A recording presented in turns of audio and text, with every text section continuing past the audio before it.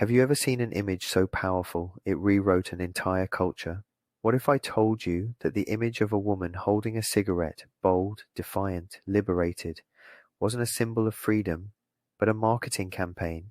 In the 1920s, women were rising, marching, voting, speaking up. The world was shifting, and the tobacco industry saw not a movement, but a market.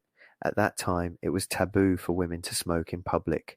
Tobacco companies didn't just want to sell cigarettes, they wanted to crack that cultural code. So they turned to someone who understood how to shape society from the shadows, Edward Bernays. Bernays knew it couldn't be an ad, it had to be a story, a ritual, an idea that felt like it was ours. And so he orchestrated a moment.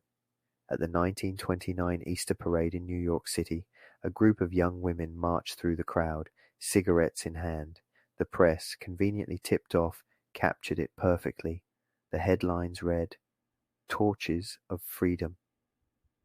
The message: smoking was no longer rebellion, it was equality, it was liberation, it was the birthright of every modern woman, and it worked. Smoking rates among women skyrocketed, not because of facts, not because of choice, because the symbol of a cigarette had been rewired, turned into a weapon of illusion. But here's the truth they never advertised. What looked like freedom was dependency.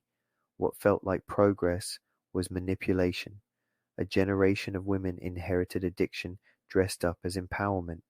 So ask yourself, how many of your choices were planted this way? How many of your so-called freedoms were sold to you in pretty packaging? This isn't about cigarettes anymore. It's about sovereignty, about reclaiming the parts of yourself that were hijacked by people who never had your best interest in mind. Wake up. Don't just chase symbols of freedom. Define your own, because the moment you begin to question the story, you begin to write a new one.